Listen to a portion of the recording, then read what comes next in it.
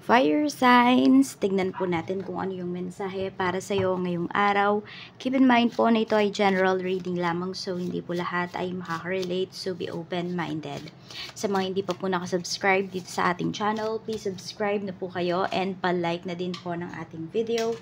At sa mga nais pong mag-avail ng ating private readings, ng ating Evil Eye Amulet, ng ating Tiaras Bracelet, makikita nyo po yung link sa description box. Tarot Intentions by Aliana Reyes. So, we have 8 of Swords. Nakikita mo ba? Pigil na pigil po yung inyong mga reaksyon, yung inyong damdamin. Ayan po. Or feeling trap ba kayo sa isang sitwasyon? Ayan, parang feeling mo wala kang magawa as of this time. Feeling nyo ba wala kayong kalayaan para magdesisyon para sa sarili po ninyo? Tignan natin. Pwede rin na nasa isang toxic situation kayo at nagtitiis lamang po kayo. We have 2 of Pentacles. Ayan. So, feeling trap nga yung iba sa inyo kasi parang ang dami nyong minamanage. Ayan. Ang dami nyong mga ginajuggle in life. Pwedeng yung iba sa inyo, fire signs, nakakalimutan nyo ng maging masaya. Lagi na lang kayong seryoso sa mga, sa mga pangyayari, sa mga pang-araw-araw po ninyo. Parang sa dami bang pinoproblema, hindi mo na makuhang maging masaya. Oo, masaya ka para sa ibang tao, kunwari para sa family mo pag nakakapag-provide ka. Pero yung happiness mo mismo, pwedeng nane-neglect mo yun. We have 7 of Swords. Ayan, madami kang tinatago talaga na emosyon dito. Nakita mo yan, nagfo-focus ka na lang sa isang bagay, or hindi naman sa isang bagay kasi nga marami kang inaasikaso dito. Nagfo-focus ka na lang, kung nari, meron kang kailangan gawin ngayon, focus na focus ka doon. Di mo iniintindi yung nararamdaman mo. Yung iba nga po sa inyo, parang kahit na may masakit sa inyo, wala. Papasok pa rin kayo sa work. Kasi, di ba, no work, no pay. So, parang wala kayong choice dito. Tignan natin ano pa yung mensahe para sa'yo. Spirit Guide, mensahe pa po natin. Ano po itong 8 of Swords? Ano po itong 8 of Swords? We have 8 of Wands. Yan. Hindi mo nga, ayun, hindi ka nga talaga makaalis sa sitwasyon mo. Nahihirapan ka. Yan, 8 of Wands and 8 of Swords. Tingnan natin, ano pa yung mensahe with this 2 of Pentacles. We have Page of Pentacles. Ito yung sinasabi sa'yo, one step at a time lang talaga. One step at a time lang. Huwag mo masyadong biglain yung sarili mo. Tingnan natin, ano pa, Spirit Guide. We have Knight of Swords but in reverse siya. Okay, nagfo-focus kayo dun sa ginagawa ninyo.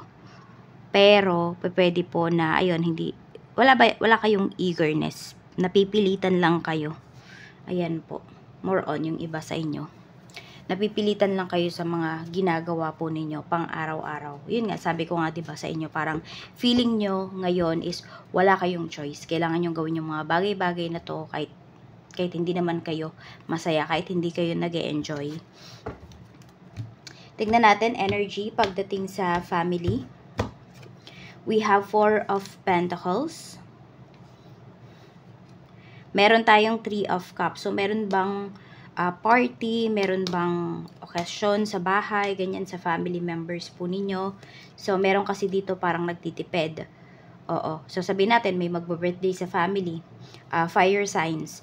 Pero, yun, hindi na kayo maghahanda o kaya naman, simple na lang talaga yung gagawin po ninyo. Yan, parang malalapit lang talaga yung inyo pong iimbitahan. So, sabihin natin, hindi siya bongga. Kasi meron dito parang nagtitipid. Ayan, parang ayaw gumasto sa family members ba. Tingnan natin, pagdating naman sa mga friends, your energy, we have 10 of Cups. Ayan, tingnan natin. We have Page of Swords. Okay, may iniiwasan. Hindi ko alam kung nakakaramdam kayo ng, hindi ko alam kung inggit ba yung nararamdaman ninyo towards a friend. Ayan, kasi meron kang friend dito, parang napakasaya niya. I mean, masaya ka din naman sa mga nararanasan niya. Kaya lang kasi parang yun nga, nakakaramdam ka ng parang may kulang sa'yo pag nakikita mo na masaya yung friend mo na to. with his or her family. So, parang ikaw dito, umiiwas ka na lang kasi ayaw mong makaramdam yung nararamdaman mo na yon. Oo. Sabihin natin, yes, naiinggit ka kasi sabihin natin, buo yung family niya or nakakapag-enjoy siya kasama yung family niya. Yung tipong mga ganun. Kaya parang umiiwas kayo, nasaktan yung sarili ninyo. Ayun na lang, siguro ayun, umiiwas kayo, nasaktan yung inyong sarili. Nadagdagan pa yung sakit na nararamdaman po ninyo. Tingnan natin pagdating naman sa kaperahan. Sa kaperahan, we have Ace of Wands. Tingnan pa natin ano pa yung energy. We have Knight of Wands. Ayan naman po, pagdating naman po sa kaperahan ninyo, pwedeng isa to talaga sa pinagtutuunan ninyo ng pansin. And very eager talaga kayo na kumita. Actually, merong mga opportunities na pwedeng dumating sa inyo. Fire signs, ayan. Pwedeng may makaka-deal kayo dito. For some of you, parang hawak kamay nyo na yung yung opportunity na to. So, kung ano man tong pinagkakakitaan po ninyo, negosyo man ito, mga sidelines nyo man po ito, trabaho ninyo, pahalagahan po ninyo. Mahalin po ninyo. And magtuon talaga kayo ng pansin din at the same time. Pero syempre, dapat balance lang talaga. Tingnan natin pagdating naman po sa kung meron pong mayroong may utang po sa inyo. Tingnan natin kung makakabayad ba. Queen of Swords. Let's see kung makakabayad ba yung tao na yan. Ten of Swords. Magbabayad naman, kaya lang napakatagal. Parang, alam mo yon, yung maiinip talaga kayo bago magbayad yung taong to. Parang iisipin mo nga, hindi ko na nga, diba? Iisipin mo na, hindi ko na nga siya iisipin. Kasi, nakaka-stress lang, ganun. Tignan po natin kung kayo naman yung may utang, makakabayad ba kayo. We have 5 of Swords. Mukhang may struggle kayo dito. 5 of Cups. Nahihirapan yung iba sa inyo. Ayan po. Mahihirapan yung iba sa inyo. 50-50 yung energy ninyo dito kung kayo ay makakabayad. Meron kayong mga kailangan talagang baguhin at kailangan din po ninyong mag-ingat pagdating sa inyong finances. Tignan natin ano pa yung mensahe pagdating naman po sa kung may binibenta kayong property, mabebenta nyo na ba? Ayan, mukhang mabebenta nyo na to. Tignan pa natin. Queen of Cups. Ayan po. Kung sino man yung ka-deal ninyo ngayon or makaka-deal ninyo sa loob ng 9 days to 9 weeks, pwede nyo na pong mabenta dyan sa tao na yan yung inyong mga property, yung property na binibenta ninyo. Kasi nakikita ko dito na gustong gusto talaga ng tao na makakausap po ninyo. Tingnan natin. Ano pa yung mensahe pagdating naman po sa mga, saan naman tayo? Sa mga mag-aayos ng papers. 9 of Wands. Tapos, we have Page of Cups. So, tuloy-tuloy lang po ito. Huwag kayong matakot. Ma-approve po yung papers ninyo. Medyo meron lang kayong pagdadaanan na medyo ano lang talaga, may struggle lang. Pero ma-approve pa rin po yan. Check natin sa mga naghahanap naman po ng trabaho. The world, yung iba po sa inyo, nasa malayo talaga yung opportunity sa inyo. Ibig sabihin, pwedeng wala po dito sa Pinas. Or kung, kunwari, nasa Visayas kayo, pwedeng nasa Luzon yung opportunity para sa inyo. The Magician. Ayan po. Pero alam nyo, marami naman sa inyo, fire signs, marunong po kayong dumiskarte. Ayan, kaya kung naghahanap man po kayo dito ng trabaho, makakahanap po kayo kaagad. Tingnan natin, pagdating naman po sa not business, but punta muna tayo sa work. Ayan, yung mga may current job. We have Queen of Pentacles. And we have 8 of Pentacles. Tuloy-tuloy po ang inyong trabaho. Yan. Meron talaga yung iba sa inyo dito. Kailangan nyo pag-focusan yung inyong work. Kasi pwedeng may promotion po na dumating sa inyo dito. Or sabihin natin yung iba sa inyo kung meron kayong gustong project na makuha dito pagdating sa trabaho, makukuha nyo po yun ngayon. Check naman natin sa business. Page of Wands. And mayroon tayo ditong 3 of Wands. Nakikita mo ba yung business mo? Pagtuunan mo lang talaga ng pansin yan. Mag-focus ka. Be consistent. Mahalin mo yung negosyo mo. And mag-e-expand pa po ang iyong business. Pwedeng marami kang mga makaka-deal dito na taga malalayong lugar.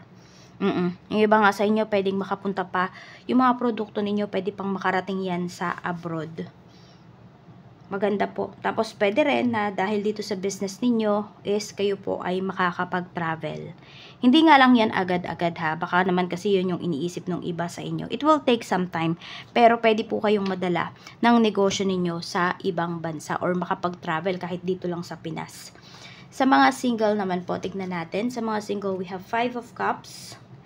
Meron pang hindi nakaka-move forward. Parang may nagigilty. Hindi ko alam kung kayo ba yung nagigilty or yung person po ninyo from past.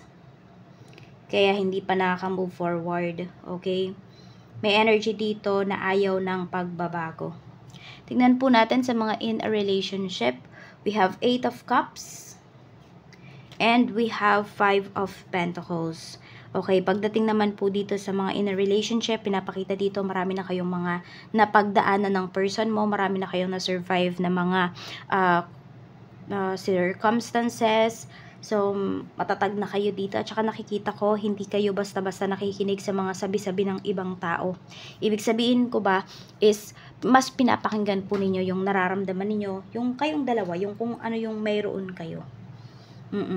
Hindi kayo mabilis manipulate ng ibang tao. Sa mga married naman po, we have 3 of Pentacles. Tapos, meron tayo ditong Queen of Wands. Hindi ko alam kung sino ba dito sa inyong mag-asawa yung malakas kumita ngayon or may trabaho. Pero kasi mas more on pinapakita po dito is yung asawang babae. Yan po. So, pwedeng mas malaking kumita or sabihin natin mas mahusay mag-handle ng finances. Oo. So, wala naman ako nakikitang pagtatalo dito. Nandun din po na buo yung tiwala ninyo sa inyong mga asawa. Sa inyong asawa. So, ayan lang po. Maraming salamat. Mag-ingat po kayo always and more blessings to come.